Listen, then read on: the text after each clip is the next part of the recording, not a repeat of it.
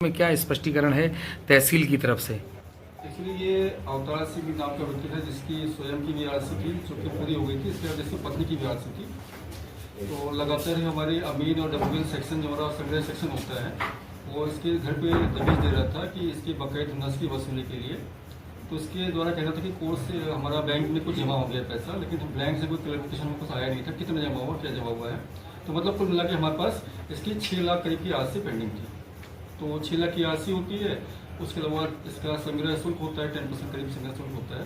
तो इस सबसे जमा करने के संबंध में इनकी बातचीत हुई और उसी क्रम में इसने एक व्यक्ति भी थोड़ा आपराधिक प्रवृत्ति का है तो इसने फिर बिजनेस से शिकायत की जो भी की। और वो जो हमारा वसूली में धनराशि जमा होती है, कैश में जमा होती है, उसमें शिकायत करके उसमें कार्रवाई करवाई गई जानबूझ के देश की भावना से। इसके अलावा ये भी सुनने में आ रहा है कि नोटूस चाहिए था उनको किसी असला लेने के लिए। हाँ, ये जनरली नोटूस अगर कुर्की किसी की हो गई है आरसी कटने की वजह से या किसी को लाइसेंस चाहिए तो उस स्थिति में हमको W1 सेक्शन से हम इसमें नोटूस मांगते हैं। उसके बाद ही इसमें कार्रवाई अग्रसित की जाती है, अन्यथा लाइसेंस बनना हो हटाना हो वो नहीं हटाई जाती है ताकि सरकार का जो शुल्क है सरकार को वापस मिल सके। बताया गया है संग्रह कक्ष में जो वसूली तहसील के द्वारा जो की जाती है वो नगद धनराशि प्रतिदिन जमा होती है।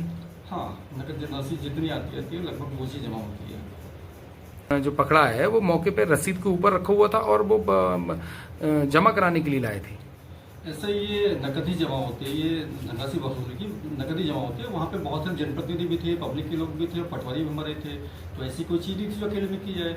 और पैसा जमा करके रसीद काटी जाती है, उसी बीच में इनको पकड़ा गया। पैसा जमा करने के बाद पैसा गिनने के बाद ही पुष्टि करने के बाद ही रसीद दी जाती है। तो रसीद बुक के अंदर ही जो मुझे लोगों ने बताया, पब्लिक के लोगों ने बताया, रसीद बुक के अंदर ही पैसे रखे थे।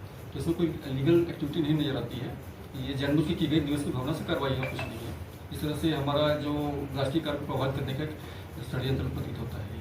इस प्रकार से अगर राजस्व की धनराशि जमा करने पे इस तरह से कार्रवाई की जाएगी विजिलेंस द्वारा तो ऐसे कोई भी पटल पे आदमी बैठने को तैयार नहीं होगा। इसमें तो हमारा कार्य प्रभावित होगा निश्चित रूप से। इसमें कोई ऐसे नाजायज काम प्रतीत नहीं होता है। उच्च अधिकारियों से आपकी वार्ता हुई है? उच्च अधिकारी से वार्ता हुई है। इसमें क्या कहना है उनका?